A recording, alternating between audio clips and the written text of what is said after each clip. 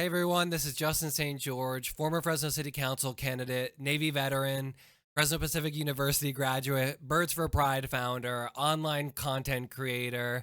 I've worn many hats over the years, and I'm sure you know who I am. After spending the first half of the year reflecting, I'm finally ready to share with everyone what I've been up to here in Fresno, how Councilmember Richardson lied to myself and a community of veterans, and my plans for the future. Now, if you last saw me in 2021, I was attending Fresno Pacific University, serving in their Student Government Association. Attending FPU was one of the highlights of being here in Fresno. I got to learn so many things about being a Christian leader while also continuing to advocate for veterans on a college campus. After working with Birds for Pride, I ended up pivoting to Fresno politics. I got involved with a few campaigns and I ended up helping elect some of the people we see now: Rob Fuentes, Destiny Rodriguez, Luis Chavez, Nick Richardson. I had a hand in electing some of these elected officials. Working in Fresno politics, you learn really quickly. It's very personal, it's very political, and it can get very petty. When I was running as the openly male LGBTQ plus person in North Fresno, I had people like James Martinez, Tyler Mackey, Marsha Conant, Robin McGee basically defame me at events like the Tyler Maxwell's president's inauguration. I guess City Hall has like a party when they elect the new president. There were many people slandering me and my partner there. And when I was running for Fresno City Council, I had heard from other sitting council members that people like James Martinez and Tyler Mackey were calling up these people and trashing my name.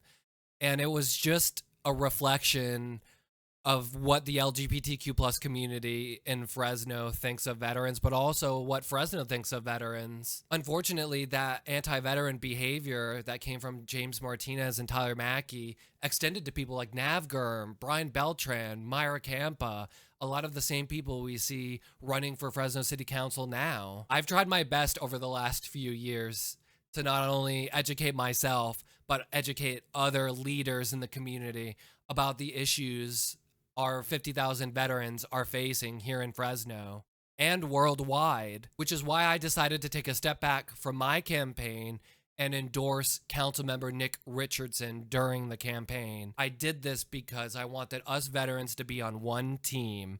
And based on my conversations with Councilmember Richardson, I thought we were on the same team. I thought we were going to keep fighting for our veterans. When I decided to endorse Councilmember Richardson, from that point on, I did everything in my possible power the entire year of 2024 to try to get Nick elected. I knocked on doors for him. I recorded TV ads. I recorded radio ads. I put out social media posts. I asked my own supporters to write checks, and I collected checks and gave those checks to Councilmember Richardson. So I did my part as a team player. And the other thing about being a team player, especially coming from the military, is once you have someone's back, they should have yours, right? It's not about who we are as people, it's about getting the mission done.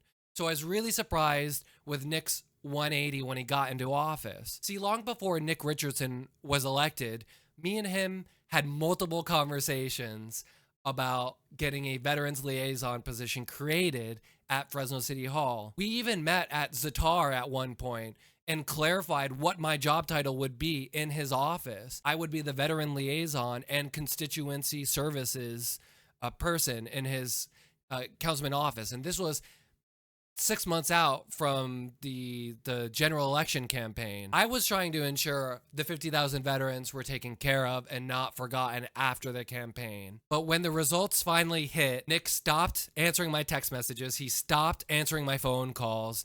And it went from us being in this together to, why don't you apply and see if you get the job? And my thing is, we can have a separate conversation about whether I was the most qualified person or not for a veteran's position in Councilmember Richardson's office. The fact of the matter is, Councilmember Richardson lied. He said he would hire veterans, and he didn't. What ended up happening is he ended up hiring a consultant from Turning Point USA, Matthew G. after running a campaign on fiscal responsibility and government transparency and assisting our veterans. Not one employee did he hire on day one was a veteran. That's a Blue Falcon where I come from. A Blue Falcon is someone who is only thinking about themselves. They're not thinking about the team. They're not thinking about the 50,000 veterans in Fresno. And so Councilmember Nick Richardson showed who he truly was to the veteran community. If Nick Richardson can do this to a veteran like me, he can do this to all veterans in Fresno and do it to anyone he'd like. And that's the sad part, is seeing a veteran open up the door of opportunity for all of us to finally have a seat at the table and then slamming it shut because Councilmember Richardson maybe wants a career in Sacramento after this or something. And you see it now at City Hall. There's no veteran policy. There's no veteran liaison. There's no groundwork for what we talked about during the campaign. And if anything, the exact opposite has happened. The same status quo. Nick ran on radical change. So far, he's just retained the same chief of staff and also hired someone from a political action committee. Isn't it weird how all these council member offices, their staff, are all linked in some one way, form, or another to these political action committees? This is just the tip of the iceberg with what's happening with Alex Tavlian and the other whistleblower complaints that have recently occurred at Fresno City Hall. And that's Fresno politics. It's a bunch of people that are stuck in their ways from high school, that want to keep sitting at the cool kids table, that don't want to do anything to risk themselves being open to criticism.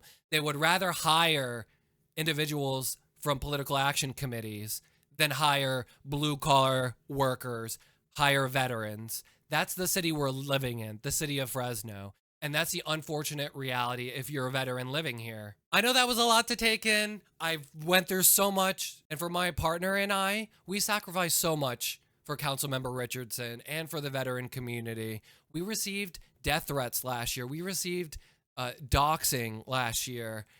And for what? Just to be told on Christmas Eve by Nick's chief of staff that I wasn't the right fit, even though he previously said I was a strong candidate and he was going to hire a veteran.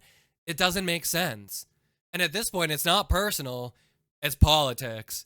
And it's time for these people to start answering some questions. As for me, I'm going to keep continuing advocating for our veterans. I'm going to keep continuing creating content online.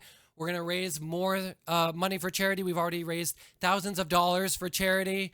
And I just am going to keep using my platform for good and seeing how we can help our veterans at a time when they need it the most. I'm very happy with the choices that I've made in my life and the morals and values that I decide to live by every day. Can you say the same?